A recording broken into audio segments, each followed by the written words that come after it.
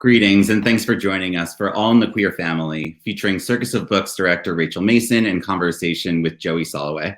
My name is Nick McCarthy and I'm the director of programming at NewFest. NewFest is New York's leading LGBTQ film and media organization. You may know us best for our annual film festival, which we host and produce every October. We also host and produce events year-round. So to learn more about all of our upcoming events and to consider becoming a member, please visit newfest.org.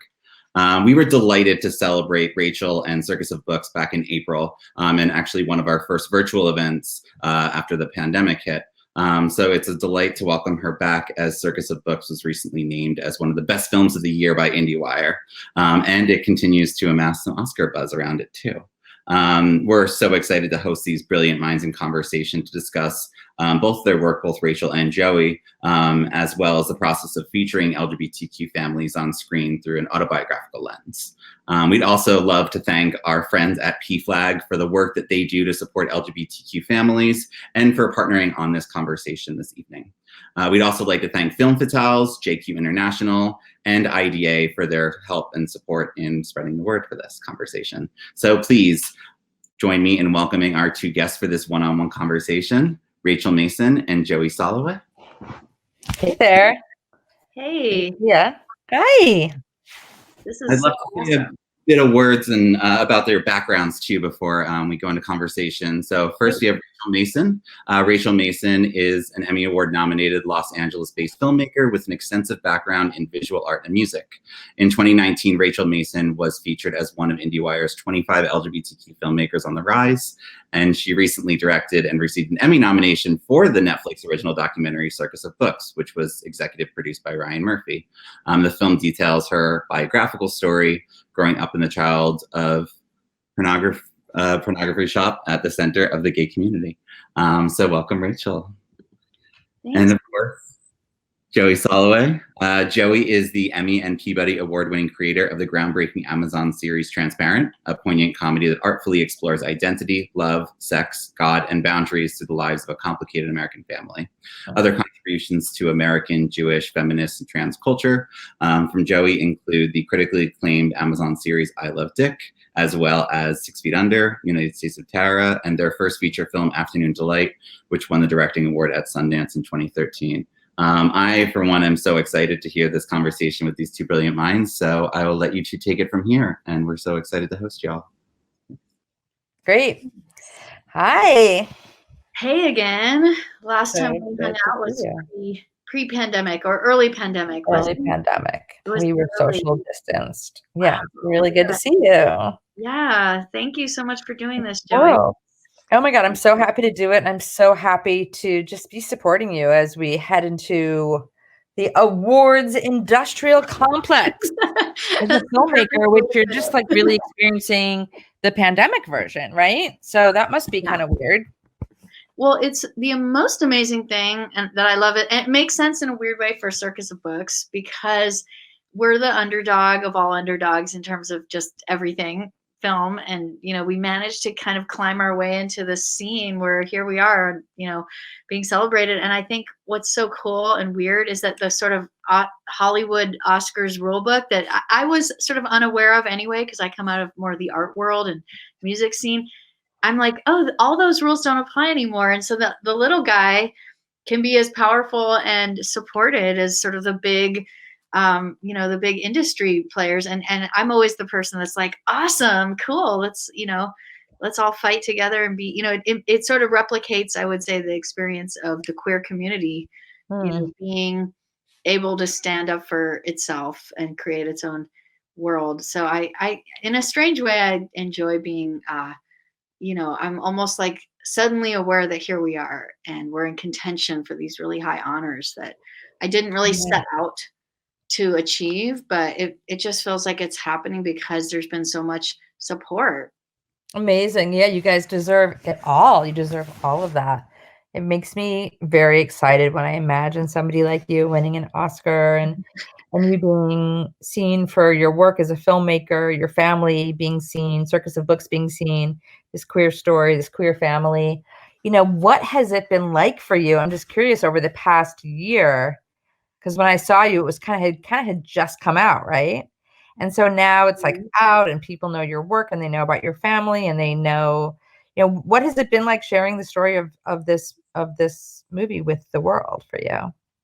Well, it's really interesting because I think one of the things I got to do that I really feel terrible for so many other filmmakers, they didn't get to have a film festival run. And Mm, so I traveled with the film all over the world and saw it, up close and personal, affecting audiences in like mm, Ecuador and places mm. where, people were coming up to me and talking to me about how they saw their mom in my mom.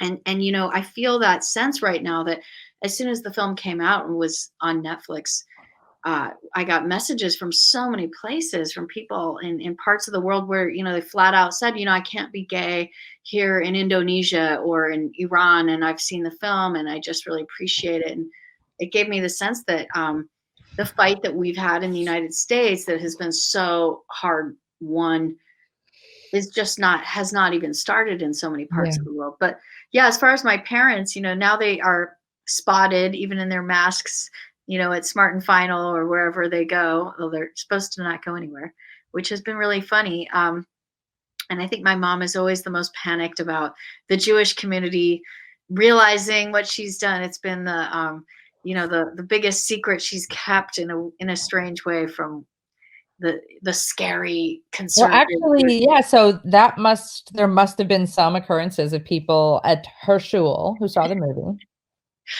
Well, funny enough, they switched to a reform synagogue in the last few years. And I do have to say, I mean, the conservative movement has come around to being more LGBT friendly. I mean, it was really in a not good place, I would say, during, the years that my film chronicles, which is actually the reason that I wanted to chronicle Mm, that period.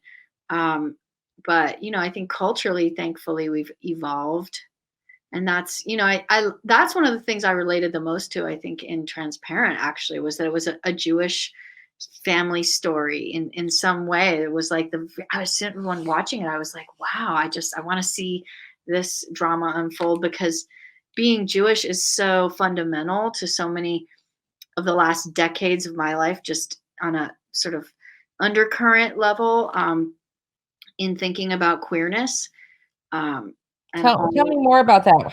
Where are your, like, crossovers of Jewish and queer? Well, initially it was, I mean, I grew up in a really conservative synagogue and I just hated the whole thing because it was culturally conservative, men on one side, women on the other, and the kind of divide that really I just fundamentally opposed in the, like, core of my being. And then I had friends who went to Reform synagogues, so I would go to their bar mitzvahs and I'd be like, oh my God, this is so cool. Why can't we go here?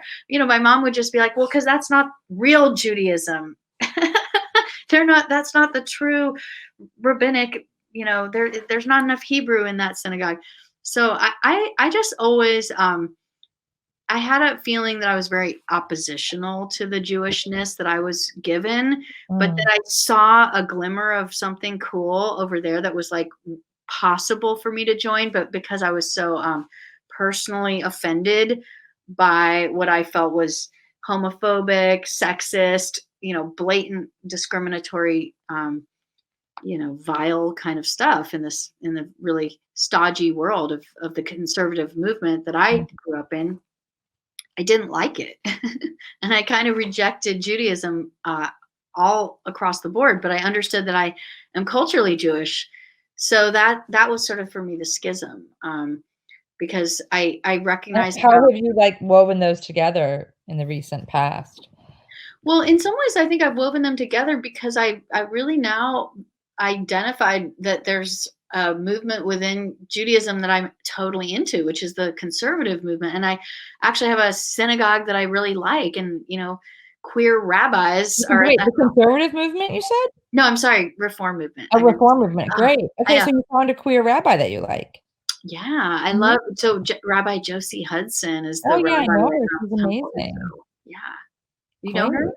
Yeah, well, my Oh, kids right. Of went course, to duh. Temple Yeah. Israel, yeah, No, so no, Temple Israel was like, and for me it was frustrating. I'm like, wait, Temple Israel is right around the corner. Why didn't we go there? And also, I love also Rabbi Denise Egger at Kol Ami, who's another out and proud lesbian rabbi who's also just, doing great things in the reform movement. So I think that was the other piece of it, and my partner goes to the synagogue with me. He loves it. Or I guess nobody goes to synagogue anymore, but we went. Yeah. But yeah, Buck would come with me all the time and just like, oh my God, this place is so cool. Like, And so like, really, it seems like that the film's kind of promotion and you and Buck meeting and falling in love kind of coincided, right? It's all been one big. yeah, that is part of it. Tell me and tell the rabid fans listening a Yeah. little bit, or as much as you want to, about No, your totally. story.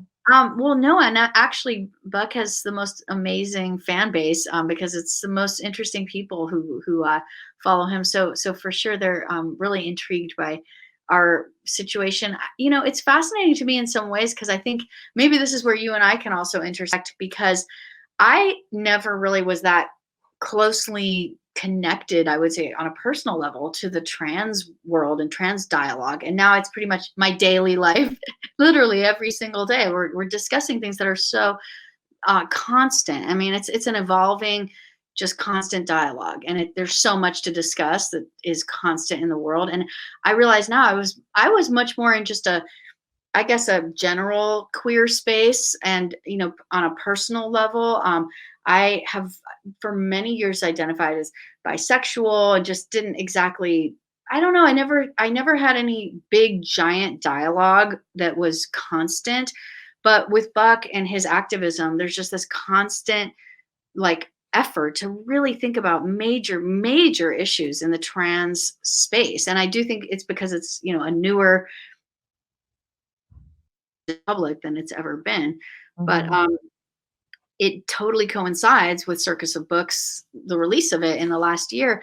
And I think what's been interesting for me is that I would say that the LGBT acronym even wasn't the original acronym for the store. The store was just a gay and really gay male space. So the world of Circus of Books was very gay male focused. And when I grew up in LA, I would sort of move around between different queer worlds, and I would go to like a lesbian bar, or go to a place that was really a specifically queer space. But they were divided in more specific ways back in the old days. So I look at Circus of Books as a relic of the past, and in some ways Buck has reminded me of the time when he was a lesbian back in the day, and that was like this total world unto itself, the specific lesbian spaces, and those have also come out of existence. And so so I feel like we're in a whole new world of exploration of the LGBT acronym, LGBTQIA, and it's very digital. It's very much online. And I think what I did with Circus of Books was really like race after some bit of that history before it could all get swept away. I mean, my parents were closed. That's so beautiful. I'm so glad that you did. I'm so glad that you did that. Obviously, I'm, for years walked past there, in there, near there, around there, Sunset Junction, it was the center of a certain thing. So to really be, and I would go in sometimes and read books, but really didn't know anything about your family. I didn't know anything about your parents. If they were there, I didn't see them. I had no conception that I was like in a Jewish space. Well, but, nobody did. That's the funny thing. Yeah, but I think that's kind of cool. I want to switch gears though and ask you a little bit more about filmmaking, because I think so many people are really curious about exactly this place where you are, where you really made your first film. You found yourself as a filmmaker and also encountered Ryan Murphy and Netflix and this larger world of streaming. It all kind of must have been quite an education. Like, I would love to hear, I guess we can talk about filmmaking afterwards, because I am really curious about what you learned about using the camera and what you want to do next with filmmaking. But I think just to take people through how Ryan came aboard and what it's been like to have Netflix as a partner in culture making. I'm so curious. Cool. Yeah. Well, thanks for those amazing questions, because I do think that's kind of, well, I will say one thing about where I came from. Most people don't realize, but Circus of Books is actually my second film. And it's because my first one was an art house musical feature film. It was called The Lives of Hamilton Fish. And it was this really personal, weird exploration. Yeah. And people who are like, I guess, deep Rachel Mason fans knew about that film. I guess my highlight of my life in that world was somebody came up to me at the YMCA once and was like, I saw The Lives of Hamilton Fish. So I have this one film that's a total culty, weird art house movie, but I performed it with just an actual soundtrack that I sang on stages. And it was and so I will say, while I was working on Circus of Books, I'd also been working on this musical sci-fi project that you know all about called The End Stage of Stars. And so I've always had my head in a narrative, very artistic space. I would say, maybe somebody like Alejandro Jodorowsky, or, to throw out the more contemporary example, maybe like David Lynch, sort of an art house filmmaker that can cross into several territories. Like, that's my aspiration. And Circus of Books was going to be the film that I did along the way to like getting my next big project done. And it was going to be the film that, the One Archives would hopefully fall in love with. And so that was what I was really excited for, and thinking like, okay, this is going to be a true, like, super gay academic movie that, some people in the gay community might love. And if anyone had told me that, no, the world's going to find it and it's going to be on Netflix, and that will lead you down a whole new path, where now you're speaking with Joey Soloway. I just don't know if I would have even believed that, because Circus of Books was such a niche underground story and store concept. So it goes to show you can't really predict anything in this life. But getting Ryan involved was so also circumstantial.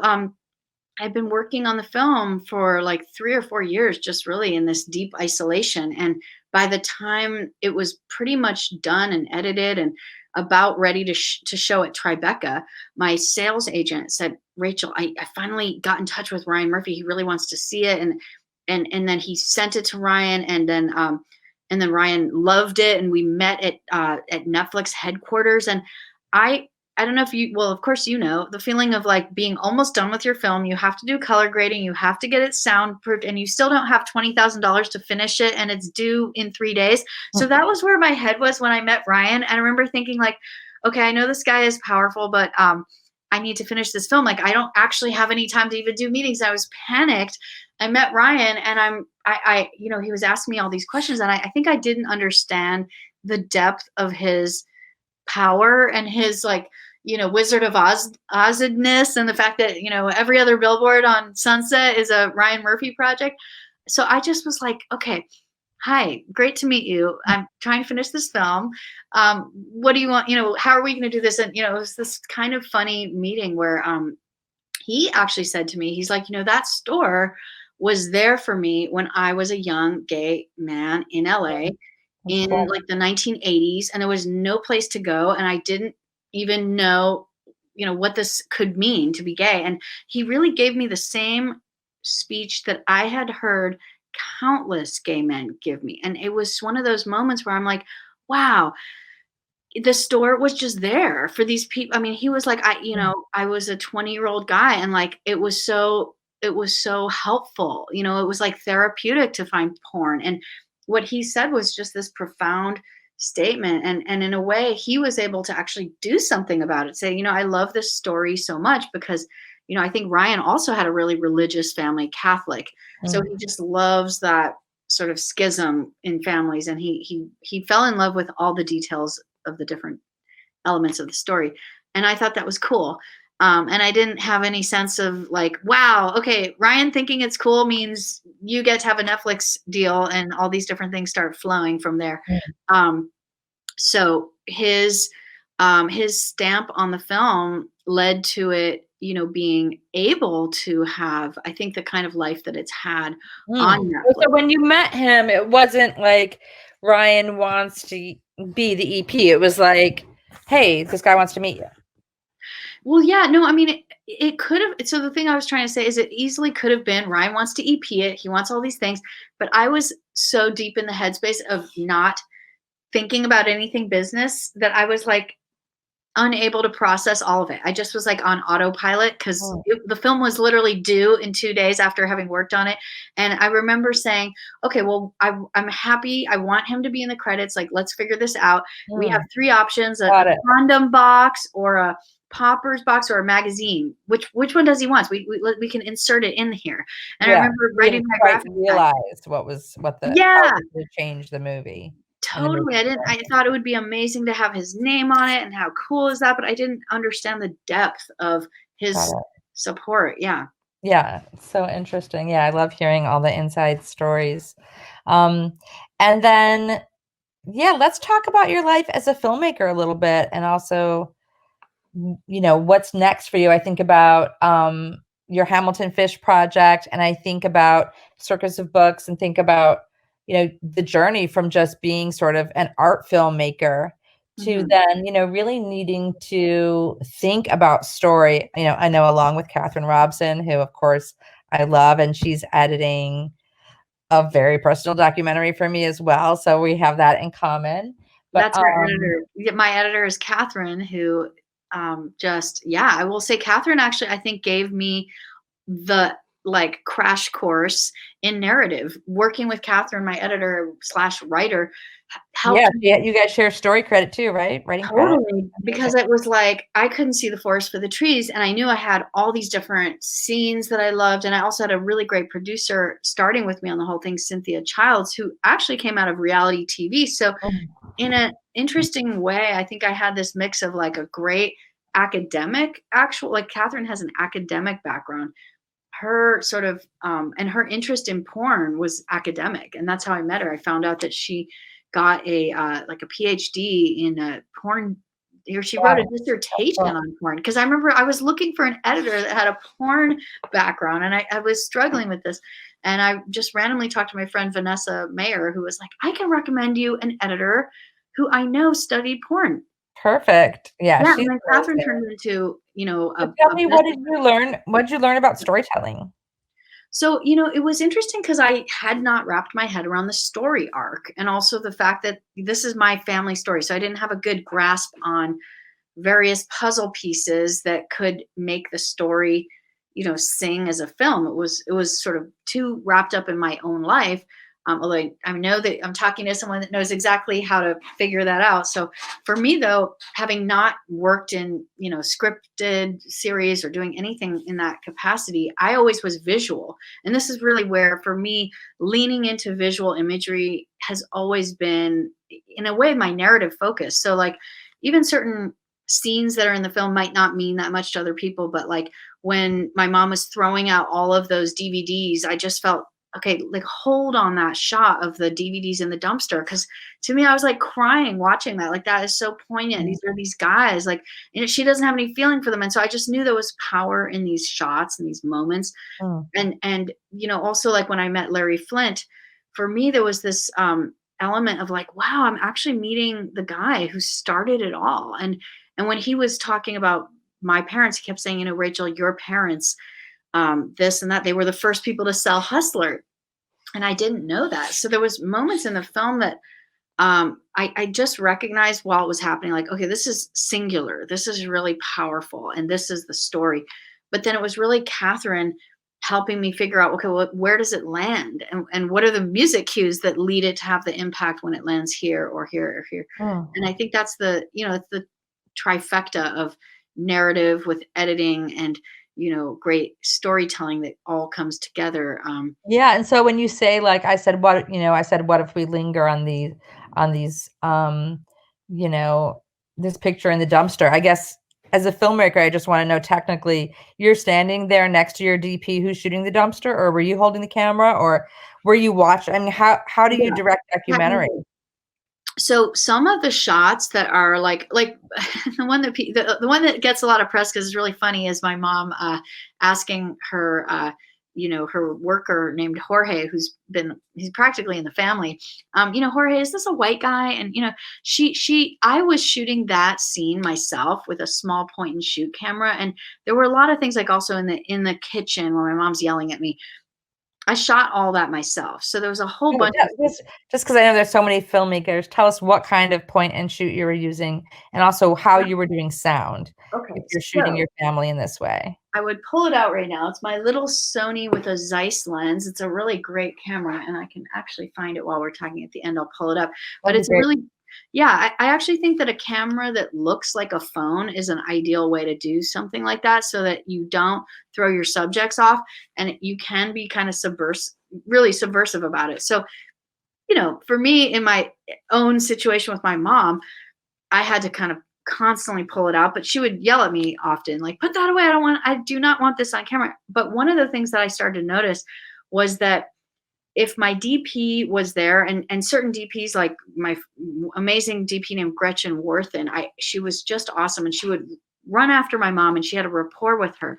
And it was one of these things where I would say, okay, Gretchen, just like ask my mom about like that row of DVDs over there. And then my mom would sort of perform for the camera, and I wouldn't be around, and I would hear her, and I would deliberately run away.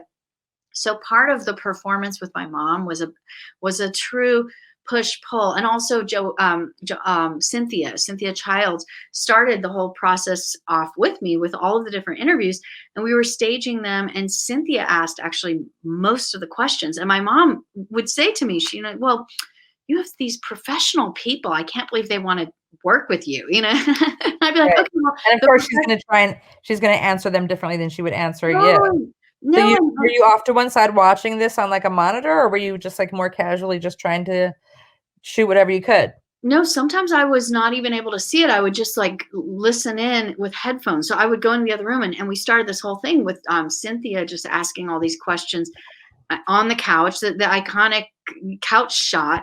I staged the shot, and for me that was really important to get it frontal, because I love Diane Arbus, and I again, this visual style, I always felt like this awkward frontal placement does something very strange to the experience of learning about people. So I just had that in my head, that they have to have that one shot like that. And then I ran off to the side, and Cynthia asked most of the questions, but in post we inserted me asking the questions. Interesting. Yeah. And so it really, I'm certain they would have answered, or my mom would have answered them so much different. And, I think my parents have this natural comic thing that goes on.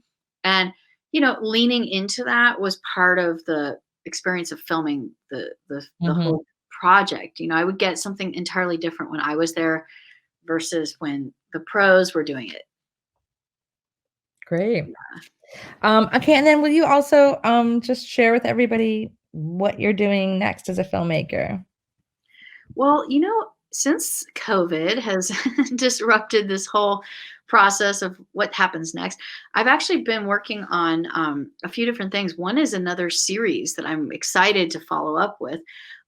It's a really strange situation, that a crime that occurred in the area near Circus of Books. It was a porn star, really young porn star, whose murder was never solved, and it was a really gruesome crime. Yeah, and it's a really strange story that I became really fascinated with while I was working on Circus of Books, and it's kind of a long process to get it developed. But I was thinking, basically, what I'm doing is putting together a possible series with Passion Pictures, the same company that actually helped do Circus of Books, on the doc side, and it's called The Crimes of Vaseline Alley, because it's actually something.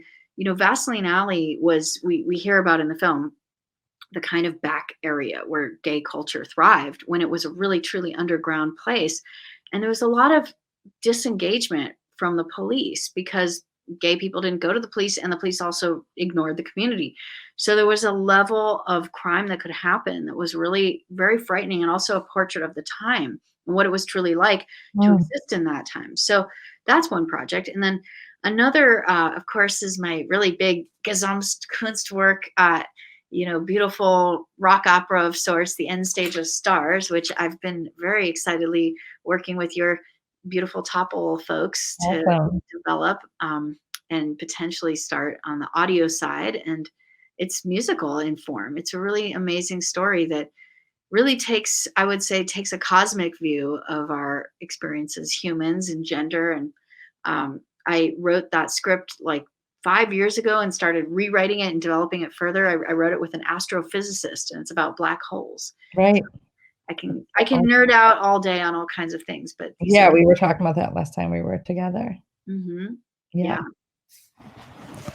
Great. Well, what about, before we finish up, because I think what we were told to do about a half an hour, I'm sure we're getting close to that, but I just wanted to talk to you a little bit about like the promise of the title of this talk, Jewish All in the Family.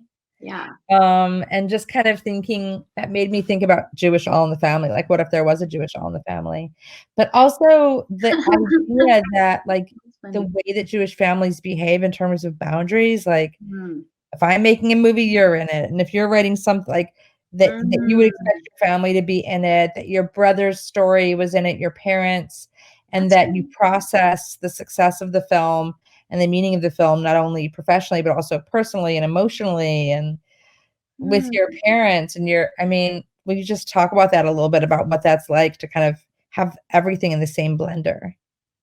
Well, I will say like I think you and I have this kind of commonality in some way where I can just feel the love that you have for your family. And I have that same love for my family. And of course, there's all this like mushy craziness that is like, hard to figure out. Now it's figured out in public. But basically, I think the film has brought my family even closer together because it's just been like, I think there was this under the surface set of things that, could have easily gone uncreated into a doc and unworked out in fiction, in some way.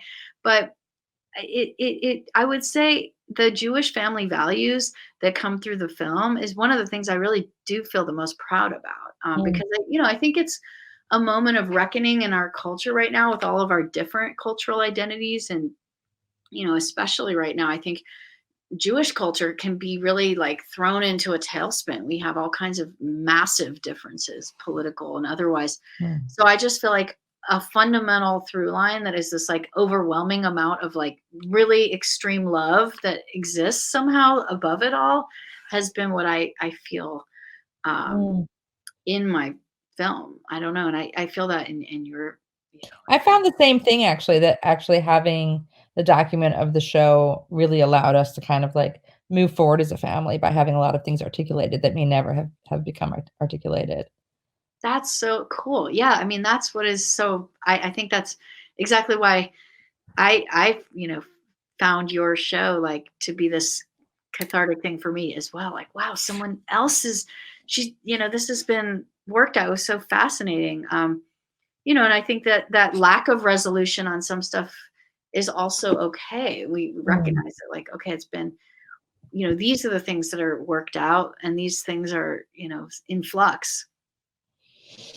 Yeah, the lack of resolution. Totally. The question is oh so very Jewish, right? Just to be in the place of the question. Yeah. No, that's exactly right. Yeah, and I do think actually Jews dive into questions in a particularly useful way. We're often like struggling with that, but like aware that the dialogue is going to continue. That doesn't have to be resolved. Yeah, the muck, like to be able to not have to get somewhere, but the getting somewhere is the goal. Well, this is not related to that, but it's just something I was thinking about maybe the people listening might want to hear, people watching might want to hear. So we talked about the sort of relationship you have with Netflix and the, like, I call it the awards industrial complex, everything that's like going on around getting you an award. And I feel like I saw something recently that was like the phrase like not supported by, like there was a press thing that made it seem like Netflix wasn't supporting it. And I do know that like from my behind the scenes stuff at Amazon, there'd be like, okay, these are the people we're promoting for the best actress, not promoting, but just kind of like focusing on like, okay, we're really trying to get Judith Light a nomination, that there were these kinds of ways in which things happen behind the scenes around awards. Tell me about what's going on there with you and Netflix. Well, I think one of the things that was the initial conversation was that this was going to be a film that would lean more heavily towards an Emmy award, and we got Emmy nominated, which is unbelievable. And so I think on the side of like, I learned entirely all of this in the last year learning about TV and film. I didn't know, but apparently TV and film are in separate sides of the universe and they never come together ever. So it was this idea that like, okay, well, if you're going to get a Oscar or an Emmy, you can't also get an Oscar.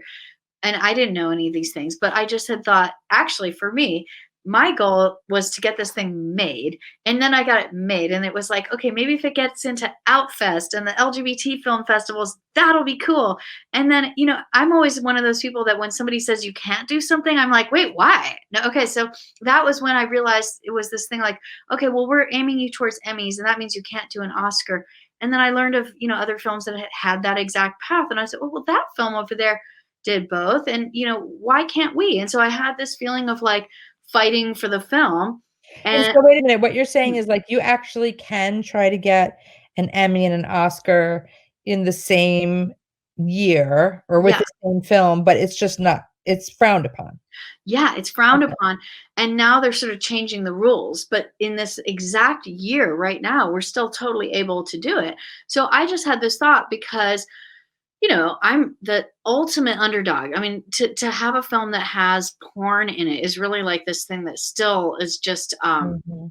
very difficult. And I understand that right off the bat. It's got the stigma of porn. And yet that's actually what made me fight so hard, because in this last year, literally, we were writing, me and Buck, to fill out COVID applications. And there's a actual line the Trump administration put in there to eliminate sex workers, anyone in the sex field.